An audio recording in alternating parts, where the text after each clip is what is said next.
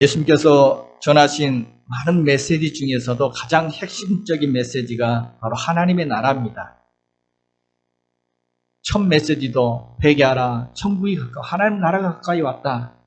수없이 하나님의 나라에 대해서 말씀하셨는데, 그런데 예수님은 그 하나님의 나라를 전할 때 우리에게 쉽게 전해 주시려고 늘 우리 가까이서 흔히 접할 수 있는 것들을 통해서 우리 일상에서 만나는 우리 가까이 있는 익숙한 것들을 통해서 하나님의 나라를 드러내 주시기를 기뻐하셨습니다.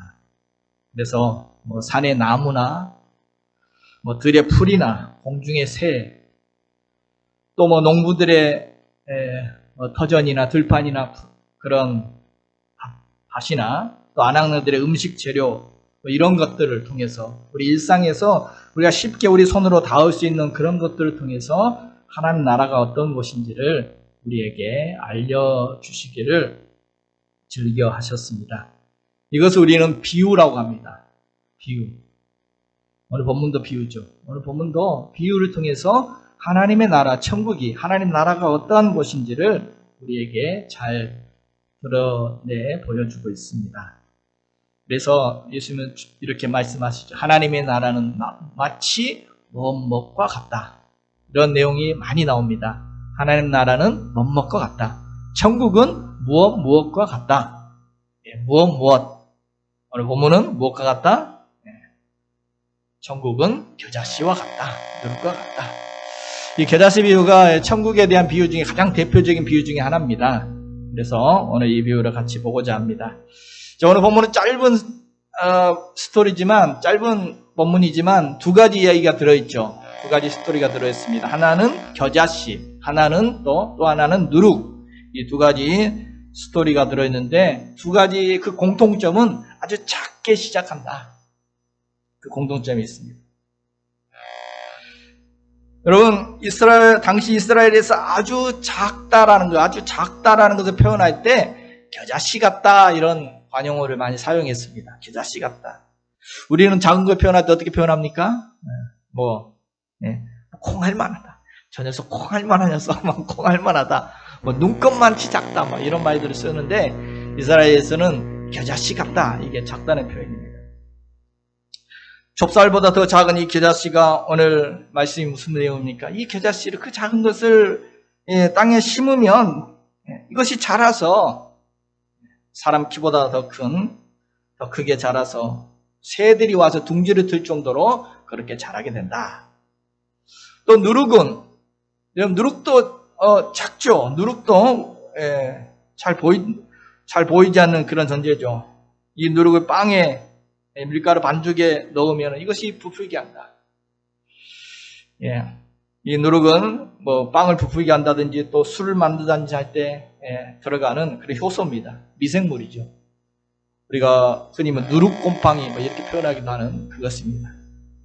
아주 작은 분량을 주부가 그 밀가루에 넣었는데 자고 일어났더니 가루 서말이나 되는 그 많은 밀가루를 다 부풀게 만들었다. 10인분 이상 되는 그런 빵을 만들 정도로 그렇게 된다라는 것입니다. 우리는 여기서 의문을 갖습니다. 왜 예수님은 그 하나님의 나라, 그 놀라운 하나님의 나라를 비유하는데 좋은 비유도 많을 건데 세상에 좋은 것도 많지 않아요. 금덩어리 같다 이렇게 하면 좋잖아요. 보석 같다 이러면 좋을 건데 왜 그 하찮고 작은 겨자씨, 그 누룩 여기에 하나님 나라를 비유했을까? 여러분 사람들은 큰 것 좋아하잖아요. 이왕이 크고 거대하고 화려하고 그런 거 좋아하잖아요. 하나님 나라가 정말 좋은 나라인데 정말 좋은 것인데 왜 예수님은 그렇게 미미하고 보잘것없는 그런 겨자씨, 그런 누룩 이런 것에 비유해서 하나님 나라를 설명하셨을까요? 왜 그랬을까요? 이것이 바로 하나님 나라를 가장 잘 설명해 준 것이기 때문에. 왜요? 하나님 나라는 바로 이런 작은 것을 통해서 이루어집니다. 보잘것없는 것을 통해서 하나님 나라는 이루어진다는 것입니다. 오늘 18절 19절 다시 보면 하나님 나라가 무엇과 같을까? 예수님이 뭘 비유해야지? 무엇과 같을까? 무엇으로 비유할까? 마치 사람이 자기 채소밭에 갖다 심은 겨자씨 하나님 나라 같다. 21절은 마치 여자가 가루 서말 속에 갖다 넣어 전부 부풀리게 한 누룩과 같다. 예수님께서 한참 뭘로 비유하지? 뭐가 같지 하나님 나라를? 두 번이나 이렇게 하다가 그래 이 겨자씨, 이 누룩 이렇게 설명해 주고 있어요. 여러분 겨자씨 정말 작죠? 씨앗 중에서도 정말 작은 씨앗이 겨자씨입니다. 여러분 혹시 보셨습니까? 여기 사진도 나오긴 하는데 눈 나쁜 사람 돋보기 들여다보고 보여야 보일 정도로 작습니다. 그냥 볼펜으로 그냥 점 하나 툭 찍어 놓은 것처럼 그렇게 작은 씨앗이죠. 그런데 이 겨자씨가 우리나라에는 겨자나무 잘 못 보는데 이스라엘에는 이 갈릴리 이 호수 주변에는 너무 흔한 잡초입니다. 흔해 빠진 것이 겨자씨였습니다. 이제 우기가 되면 2월이나 3월 이 봄철에 갈릴리 주변에 온통 겨자꽃으로 노랗게 만발합니다. 저 사진처럼 이렇게 들판에 이렇게 널려 있는 것이 이 겨자. 마치 제주도 유채꽃처럼 이렇게 펴요. 비슷한 모양입니다. 이렇게 펴는데 그 1년생 잡초죠. 들판에 널려 있습니다. 그래서 예수님께서 이 비유를 했을 때 거기 있던 청중들은 금방 알아듣습니다. 눈으로 보는 거 그거니까 쉽게 알아들을 수 있는 이야기로 이렇게 하신 것입니다. 다 알아듣습니다. 흔한 잡초니까. 예수님은 하나님 나라가 바로 이런 잡초 하나를 사람이 자기 밭에, 이 자기 밭이란 표현이 정원이라는 뜻도 있습니다. 자기 정원에 심어놓은 것 같다. 이렇게 이야기하십니다. 그런데 사실 당시 겨자씨를 자기 밭에 심은 사람은 없습니다. 자기 정원에다 겨자씨 심은 사람은 없었다는 거예요.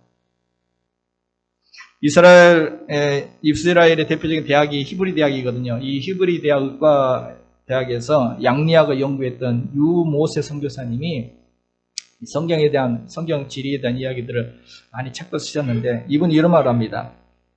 이 겨자는 잡초로서 정원에 심는 일이 거의 없었다. 겨자는 빠르게 자라면서 주변 식물들의 성장을 방해하는 유해식물로서, 잡초라는 거죠. 유해식물로서 1세기 당시에 유대인 율법에 따르면 정원에 겨자씨를 파송하는 것은 불법이다라고까지 이야기했다. 겨자씨 심지 말라는 거죠. 이 심어는 막 퍼져가지고 이게 잡초라는 거죠. 겨자씨를 자기 밭에 자기 정원에 심는 사람은 당시 없었다는 겁니다. 여러분, 누가 자기 밭에다가 잡초 심습니까? 잡초는 심는 게 아니라 있는 것도 뽑아야죠. 뽑아야죠. 불필요합니다. 쓸모없어서 제거해야 하는 것이 잡초인데, 오늘 예수님은 이 비유를 통해서 이거 심었다는 거죠. 자, 누룩도 마찬가지입니다. 누룩도 당시 이 누룩은 곰팡이 종류인데, 이 효소인데, 당시 이 누룩도 유대인들에게 굉장히 부정적인 의미가 강했습니다. 이 누룩이라는 존재가 부정과 부패를 상징하는 것으로 여겨졌습니다. 그래서 6월절에는 빵을 먹을 때도 누룩 안 넣은 빵을 먹습니다. 부정을 제거한다는 의미로 누룩 안 넣은 빵. 누룩 안 넣으면 어떻게 돼요? 빵이 종류가 다르죠. 누룩 넣은 빵은 이렇게 부풀고, 누룩 없는 빵은 저기 무교병이라고 합니다. 누룩이 없다고 해서 무교병이라고 하는데, 맛도 하나도 없는 그런 빵을 6월절에 먹죠. 부정을 제거한다는 뜻으로 누룩을 부정하다, 이렇게 생각했습니다. 여러분, 유대인들 얼마나 정결하고 부정한 것을 얼마나 따지는 사람들입니까? 이 사람들에게 오늘 예수님께서는 하필 또 누룩을 비유해가지고 하나님 나라다라고 이렇게 비유를 하십니다. 유대인들이 듣기에 어떻게 들렸을까요? 특별히 바리새인들이나 종교 지도자들이 이 비유의 말씀을 들을 때 굉장히 황당했을 것입니다. 아니, 어떻게 그 고귀한 하나님의 나라를 그런 겨자씨 같은 그런 잡초에 비유를 한단 말이냐? 아니, 그 부정과 부패의 상징인 누룩에다가 하나님 나라를 비유할 수 있느냐? 아마 비웃었을지도 모릅니다. 황당한 이야기라고 조롱했을지도 모릅니다. 예, 유대 종교 지도자들은 그렇게 봤을지 모르지만, 그러나 사실 그 말씀을 듣고 있던 청중들, 지금 갈릴리 이 해변에서 거기 모여서 예수님의 말씀을 듣고 있던 그 청중들에게는 그 말씀이 너무나 파워풀하게 들렸을 것입니다. 정말 놀라운 말씀으로 들렸을 것입니다. 너무나 정말 은혜가 넘치는 말씀으로 그들에게는 오늘 이 말씀이 큰 위로와 격려가 되는 말씀이 되었을 것입니다.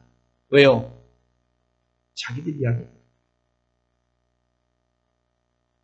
자기들이 바로 그런 존재였거든요. 잡채 취급받는 존재들.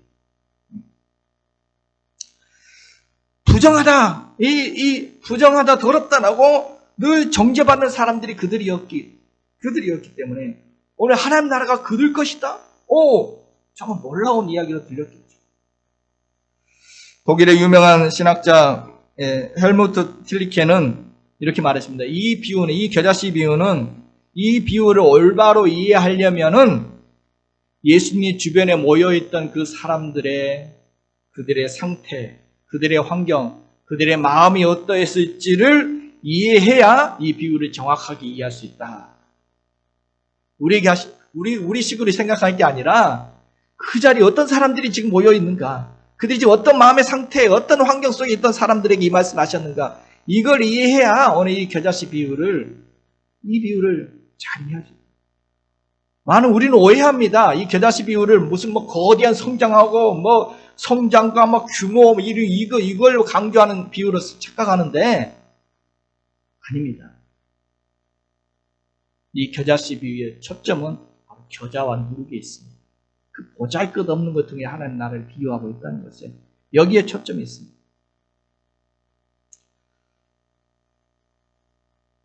여러분, 오늘 거기에 모여있는 예수님 앞에 있던 그 청중들, 그들은 유대 사회의 지도층들이 볼 때는 굉장히 하찮은 사람들입니다.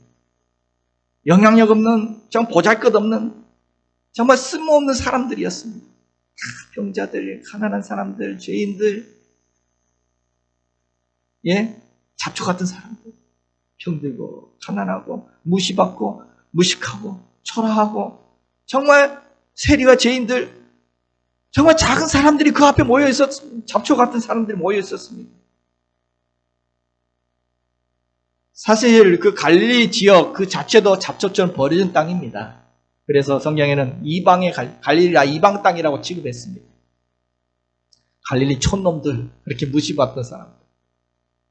그래서 나다나엘은 나사렛에서 갈릴리에서 무슨 선한 것이 날 수 있느냐?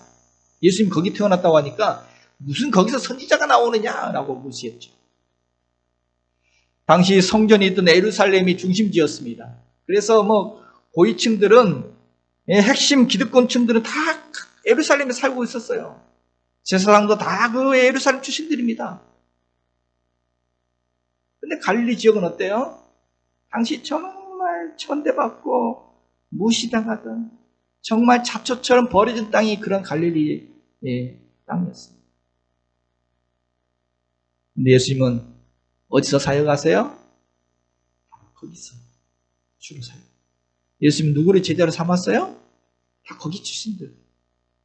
12제자, 가룟 유다 한 명 빼놓고는 다 그 갈릴리 출신들입니다.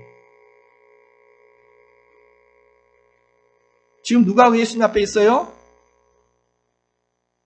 그런 제자들, 또 그런 청중들이 지금 거기 겨자씨와 같은 그런 잡초와 같은 사람들이 거기 다 못 배우고 가난하고 병들고 보잘것없고 잘난 사람 하나 없는 그들이 거기 다 모였는데 하나님 나라를 겨자씨로 비유.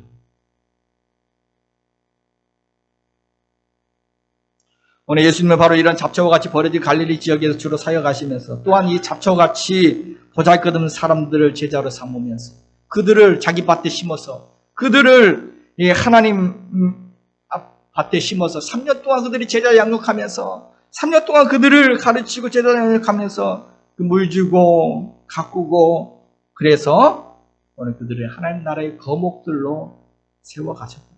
이게 예수님의 하나님 나라의 사역이었습니다.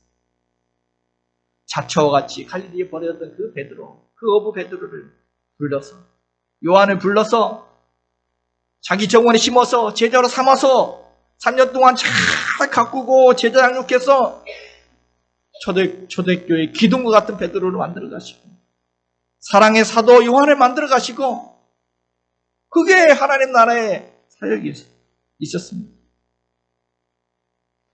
버려진 갈릴리지요. 멸시받던, 천대받던, 첩처와 같은 사람들을, 그 보잘것없는 작은 쓸모없는 사람들을 하나하나 제자로 불러서 자기 정원에 갖고 거목으로 하나님 나라 일꾼들로 만들어 가셨다는 거죠. 여러분, 이것이 하나님 나라를 설명하는, 굉장히 잘 설명하는 특징이라는 것이죠. 뭐 거대한 것을 비유했다면 무슨 뭐 백창고 나무도 있었고 많은 것도 있었지만 그 씨앗도 다 작거든요. 씨는 이렇게 설명할 수도 있는데 예수님은 그렇게 설명이 아니에요.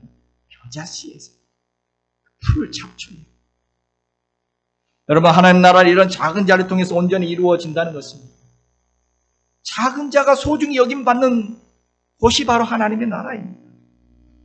예수님은 그렇게 하나님 나라 잔치를 누구와 함께 시작하느냐? 그런 장녀들과 세리들과 가난한 사람들과 절름발이들과 그런 소경들과 그런 거지들과 그런 합병 환자들과 그런 사람들을 초대해서 하나님 나라 잔치를 시작하신다는 것이 예수님의 말씀입니다. 사실 예수님 자신의 삶 자체가, 예수님 자신이 바로 이런 겨자씨와 같은 삶이 있었어요. 여러분, 예수님의 모습, 예수님의 삶 자체가 이런 겨자씨와 같았죠. 여러분, 예수님이 어디서 태어나셨습니까? 아니, 하나님이 인간의 몸을 입고 이 땅에 오셨다면 적어도 그 당시 로마 황궁에서 그 황제 아들로 딱 태어나면 얼마나 멋있어요. 그러면 스포트라이트를 받으면서 얼마나 황궁에서 황제 아들이 태어나면 이러면 좋잖아요. 근데 예수님은 어떻게 해요?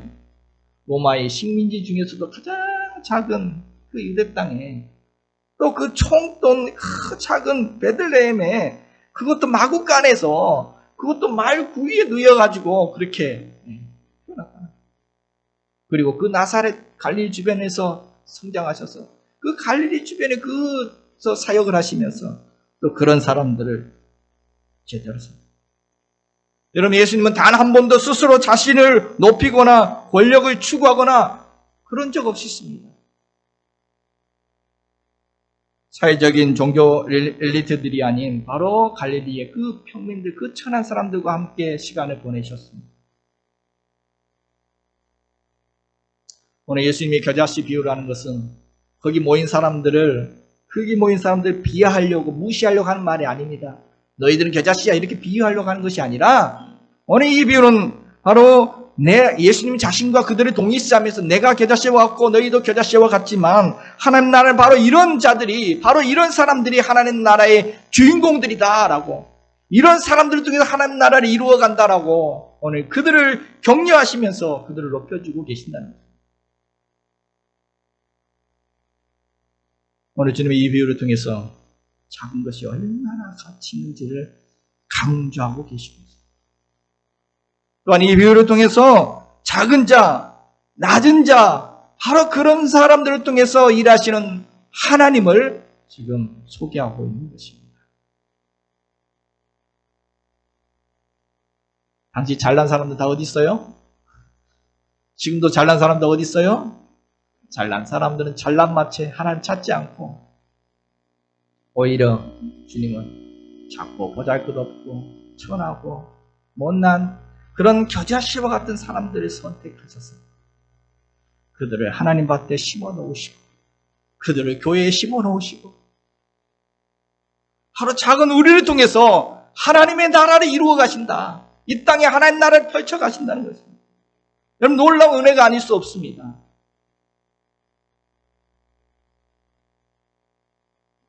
오늘 우리는 비록 겨자씨와 같다 할지라도, 누룩과 같다 할지라도 하나님은 저와 여러분을 귀하게 여기십니다. 반드시 오늘 우리를 통해, 연약한 우리를 통해서 하나님의 나라를 이 땅 가운데, 우리의 삶의 현장 가운데 이루어 가실 줄로 믿습니다. 작은 고추가 맵다. 티끌 모아 태산이다. 낙숫물에 바위돌 뚫린다. 우리 속담에도 작은 거 귀하다는 속담도 많죠. 작은 것을 통해서 하나님 역사하시고 오늘 우리 성림교회를 통해서 얼마든지 크고 놀라운 뜻을 하나님의 나라를 이루어 가실 수 있는 줄로 믿습니다. 작다고 무시할 것도 아니고 낙심할 것도 아니고 하나님의 나라, 하나님 나라는 하나님 다스리는 나라입니다. 하나님이 다스려 주시면, 하나님 손에 들려지면, 하나님이 통치하시면 작은 걸 통해서도 얼마든지 하나님의 역사를 이루어가십니다. 하나님 나라에서 작은 게 아닙니다. 오병이요, 그 작은 것 통해서 5,000명을 배불리 먹이고 12바구니가 남는 역사가 있습니다. 작은 걸 통해서 하나님의 나라는 이루어 가는 줄로 믿습니다. 자, 또한 예수님은 오늘 하나님 나라를 왜 그렇게 작고 미미한 겨자씨와 누룩에 비유하셨을까요? 눈에 보이는 게 다가 아니기 때문입니다. 그 작은 것 속에 뭐가 있습니까? 하나님이 감추어놓은 놀라운 하나님의 소망이 그 안에 담겨 있기 때문입니다. 이거 사람들은 못 봐요. 겉만 봐요. 오늘 18절 19절 하나님 나라가 무엇과 같을까? 마치 사람이 자기 채소밭에 갖다 심은 겨자씨 하나 같으니 자라 나무가 되어 공중의 새들이 그 가지에 깃들였느니라. 겨자씨 작은 것을 끝나지 않았습니다. 그 뒷이야기도 하십니다. 하나님 나라는 이 겨자씨와 같지만 여러분 오늘 예수님께서는 이 하나님 나라가 그냥 겨자씨와 같다고 이야기하지 않았습니다. 어떤 겨자씨와 같다? 자기 밭에 심겨놓은 겨자씨와 같다는 것입니다. 무슨 차이입니까? 그냥 겨자씨는 그냥 하나 그대로예요. 100년이 지나도 하나 그대로 있습니다. 그런데 이것을 어떻게 하면? 심으면, 밭에 심으면, 그리고 물 주고 가꾸면 완전히 새로운 형체가 나옵니다. 완전히 새롭게 자랍니다. 나무처럼 자라서 새들이 와서 둥지를 트이게 된다는 것입니다. 왜요? 그 안에 놀라운 것들이 숨겨져 있기 때문에. 하나님이 그 안에 놀라운 것, 하나님의 소망을 심어 놓았기 때문에. 하나님의 주권이 실현되는 현장이 하나님 나라거든요. 하나님 다스리시는 현장. 여러분 겨자씨와 같이 보잘것없는 것도 하나님이 다스려 주시면, 우리 인생도 하나님이 주인 되시면, 하나님 밭에 심어지면 그때부터 이제 역사가 나타나기 시작합니다. 그때부터 우리의 삶의 자리에 싹이 트기 시작합니다. 그냥 있으면 되는 게 아니라 하나님이 다스려 주지도 않는데도 심지도 않아도 되는 게 아니라 하나님이 인생의 주인 되어주시면 그때부터 싹이 나기 시작해요. 그때부터 자라기 시작해요. 그때부터 달라지기 시작합니다. 하나님이 숨겨놓은 하나님의 소망이 나타나요. 드러나기 시작합니다. 하나님의 나라가 이루어지기 시작합니다. 자, 그러면 겨자씨와 같이 작은 오늘 우리 인생 가운데, 오늘 우리 가운데 숨겨놓으신 하나님의 소망이 무엇일까요? 여러분 안에 뭐가 숨어져 있습니까? 이 겨자씨 안에 숨겨놓은 하나님의 소망이 무엇입니까? 먼저는 그 안에 생명이 있다는 것입니다. 뭐가 있다고요? 생명이 그 안에 있습니다. 왜 겨자씨를 땅에 심었더니 아니 그것이 어떻게 그렇게 새로운 형체로 싹이 나고 이렇게 자라고 하는 것입니까? 왜요? 한 가지는 그 안에 생명이 있기 때문에. 여러분 돌멩이 심어보세요. 아무리 많이 심어놔도, 아무리 막 우르주고 정성껏 갖고 봐도 돌멩이 많이 심어봤자 아무 역사도 없습니다. 왜요? 거기 생명이 없습니다.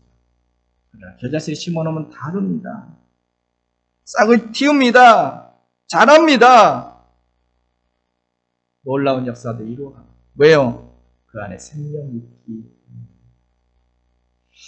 요한일서 5장 12절 우리 같이 한번 보겠습니다. 아들이 있는 자에게는 생명이 있고 하나님의 아들이 없는 자에게는 생명이 없느니라. 여러분 여기 앉아 계신 여러분이나 저 교회 밖에 있는 사람들이나 겉보기 다 똑같아요. 겉보기 똑같아요. 뭐 겨자씨, 땅에 심겨진 겨자씨나 땅에 안 심겨진 겨자씨나 뭐 똑같아요. 겉보기는. 여러분 똑같이 보이지만 다르다는 것입니다. 아들이 있는 자와 아들이 없는 자가 다르다는 거예요. 무정란과 유정란이 다르다는 겁니다. 뭐가 달라요? 아무리 보잘것없고 작아 보인다 할지라도 오늘 우리 안에는 온 우주의 생명이 되시는 그 예수 그리스도께서 우리 안에 계시다는 것입니다. 예수님의 생명이 우리 안에 있다는 것입니다. 하나님 나라의 생명이 우리 안에 있다는 것입니다. 그렇기 때문에 자라서 하나님 나라는 자라서 온 세상을 뒤덮게 될 것입니다. 우리 안에 생명이 있습니다. 예수의 생명이 있습니다. 생명의 복음이 우리 안에 있습니다. 오늘 우리 안에 바로 생명의 근원 되시는 예수 그리스도께서 우리 안에 거하십니다. 그렇기 때문에 다릅니다.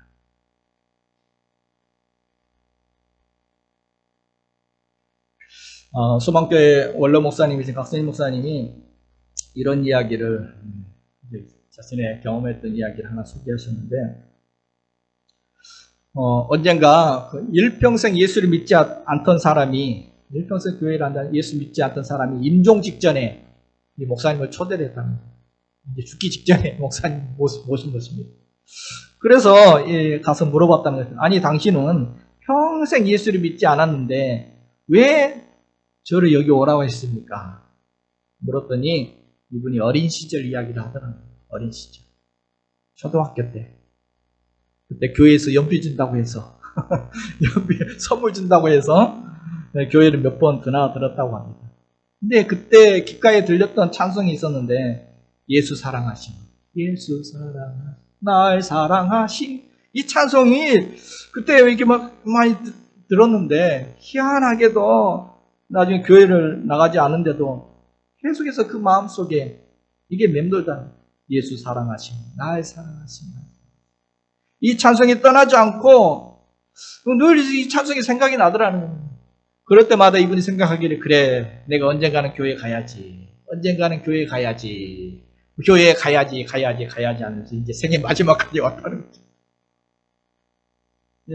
인생의 끝자락까지 오게 되었고 그래서 죽기 전이라도 그래, 내가 죽기 전이라도 예수님을 영접해야지 그런 마음에 염치불구하고 목사님을 초청했습니다. 불렀다는 거죠. 그래 그 이야기 하면서 막 펑펑 울더랍니다. 그렇게 울더랍니다. 여러분 이것이 하나님의 나라의 생명입니다. 생명이 있기에 죽은 것 같았는데 언젠가는 생명이 있기 때문에 싹을 틔웠다는 거죠.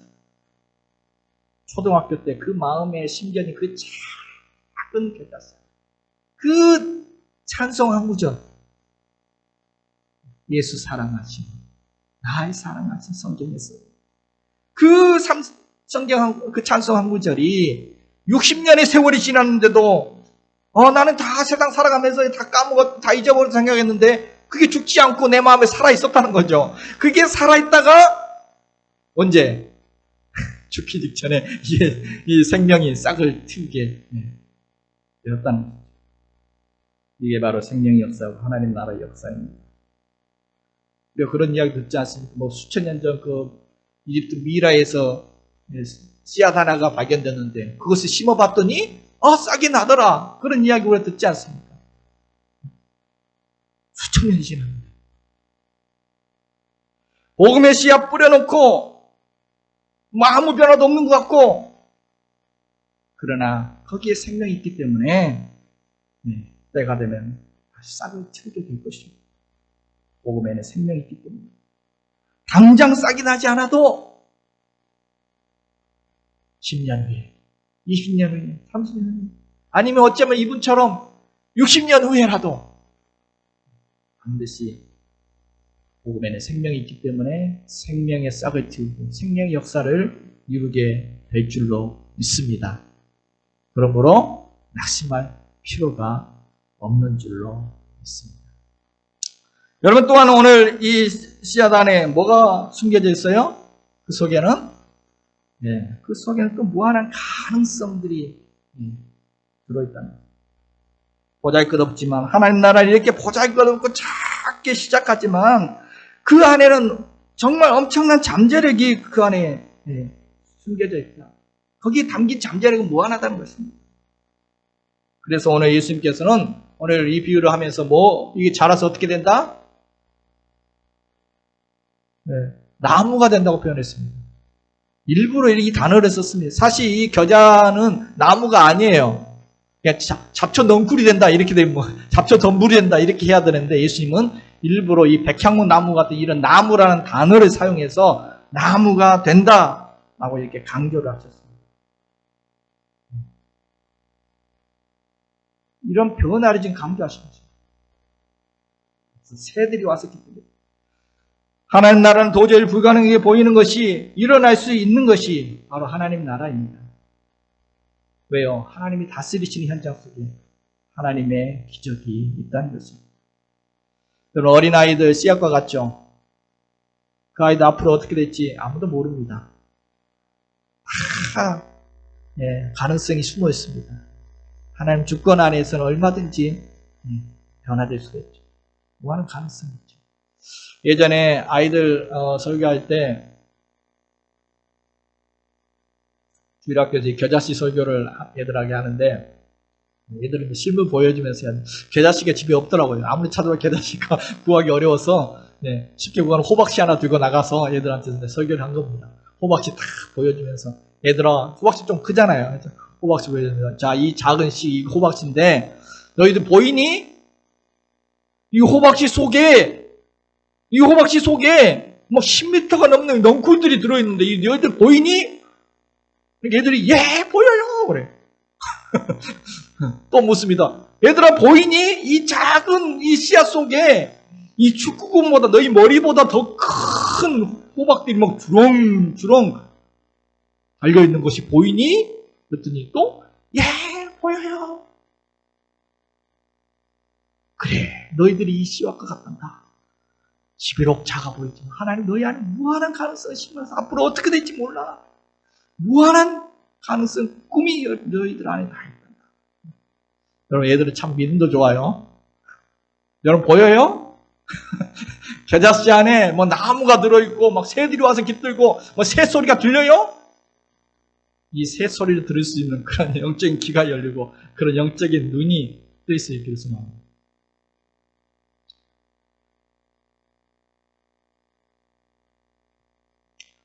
(1885년 4월 5일) 부활절 오후 3시에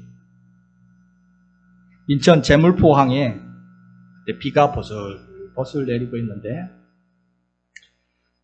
장로교 최초의 선교사 언더우드 선교사님과 또 감리교 최초의 선교사 아펜젤러 선교사님과 부인 그 부부가 이렇게 3명이 입항을 하게 됩니다. 그것이 바로 우리 한국 개신교의 공식적인 시작이 되었습니다.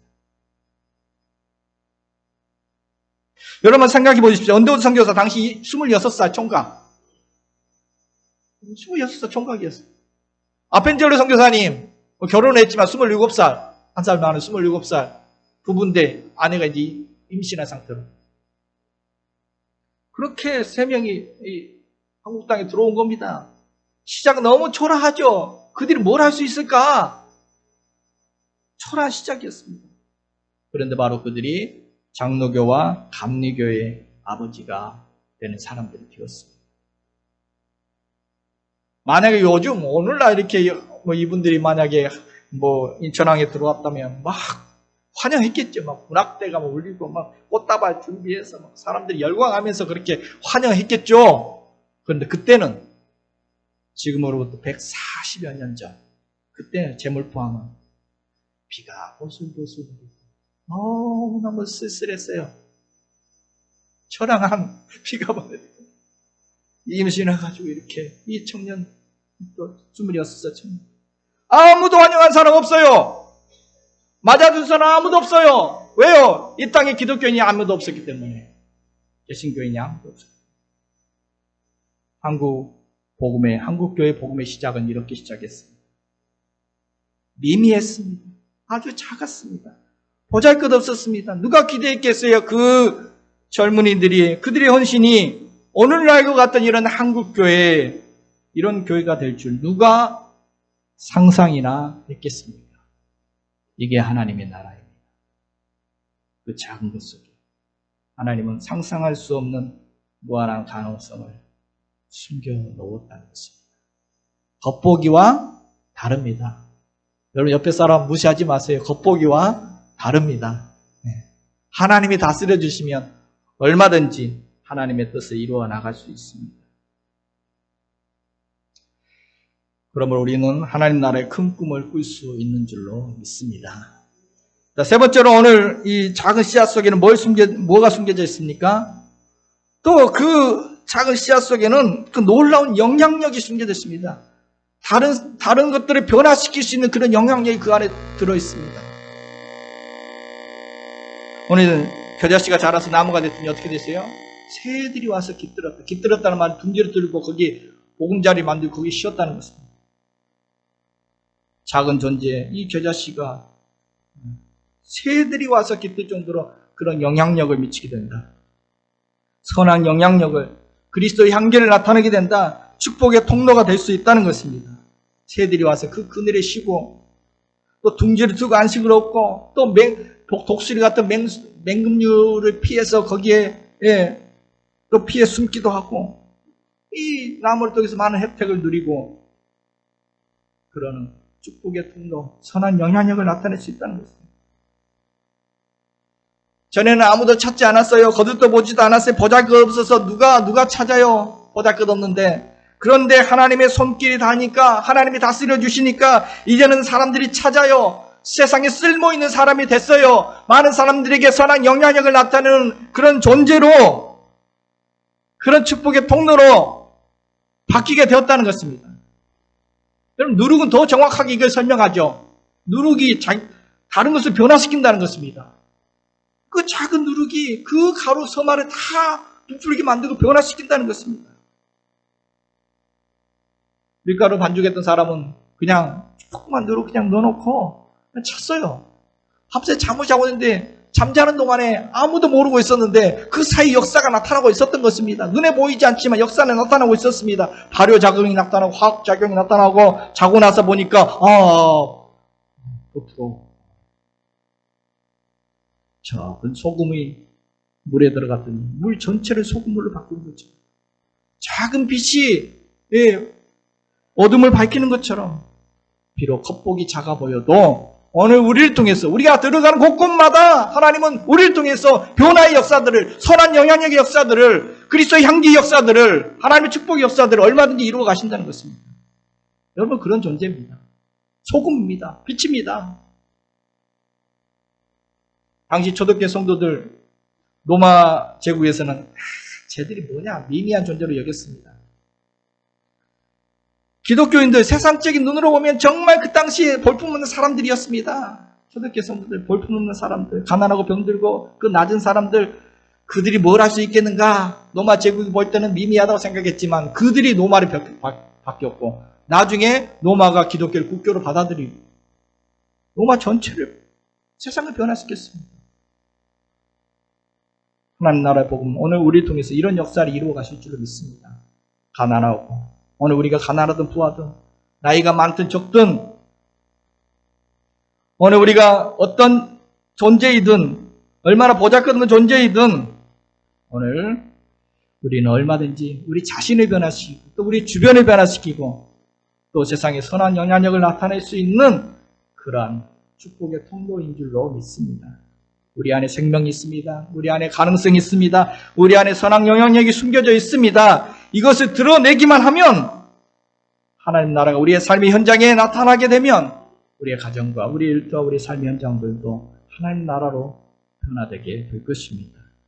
바라기는 오늘 우리를 통해서, 우리 또 성림 교회를 통해서, 우리 성림교회 성도들 한 분 한 분을 통해서 주변에 새들이 깃들고 쉼을 얻을 수 있는 그런 선한 영향력을 끼치는 존재들로 그런 축복의 통로들이 될 수 있기를 축복합니다.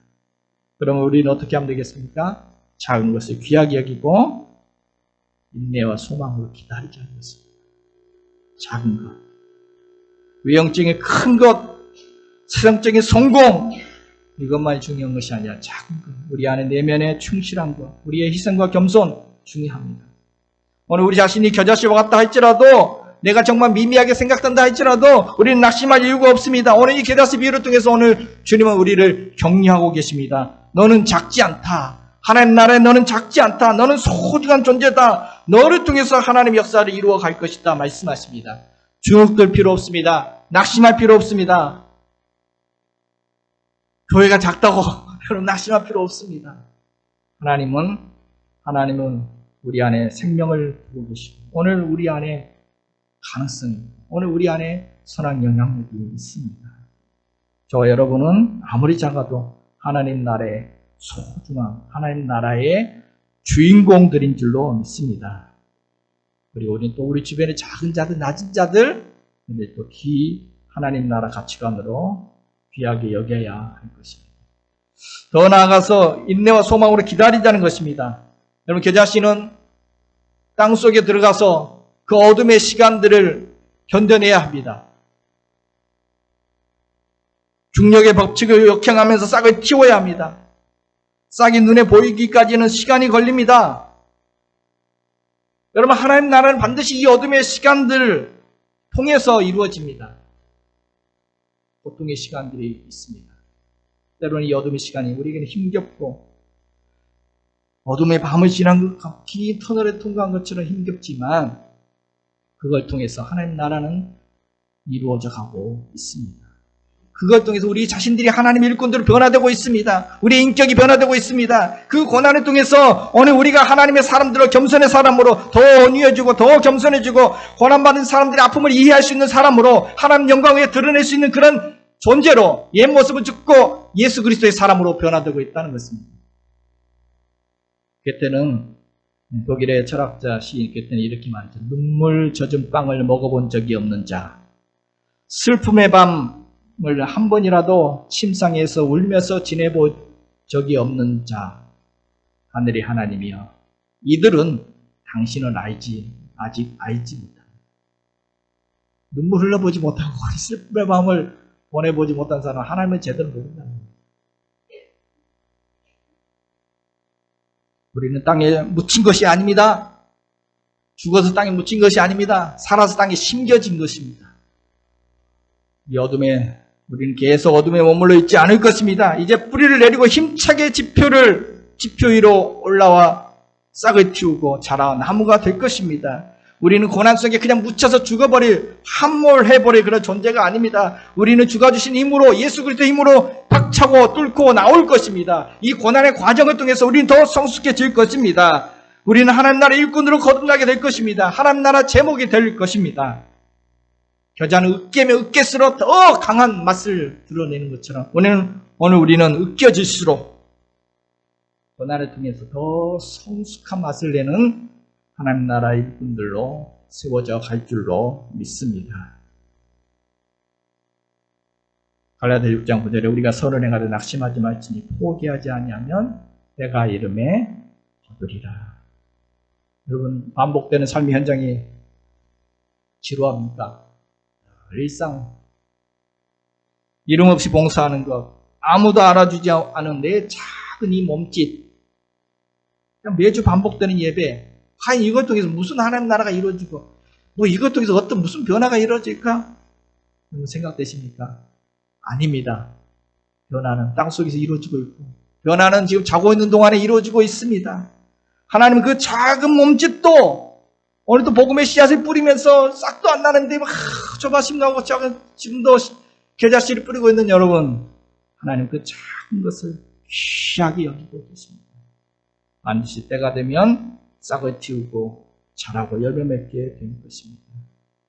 어쩌면 예수 사랑하시면 60년이 지난 그 한 영혼을 그 죽음에서 예수 하나님께로 돌아오게 하는 역사 이루었던 것처럼 오늘 또 하나님은 하나님의 때가 되면 반드시 역사를 이루어 주실 줄로 믿습니다. 오늘 또 겨자씨 하나를 심어봅시다. 작은 몸짓 괜찮습니다. 사랑하는 자녀들에게, 또 우리 가족들에게, 우리 이웃들에게 예수 그리스도의 복음을 심어봅시다. 생명의 복음의 씨앗을 뿌려봅시다. 찬송 한 구절도 그렇다는데 그 안에 생명이 있습니다. 이번 한 주간도 겨자씨의 놀라운 이 비밀을 경험하며 살아가는 복된 한 주간 되시기를 주님의 이름으로 축복해 드립니다.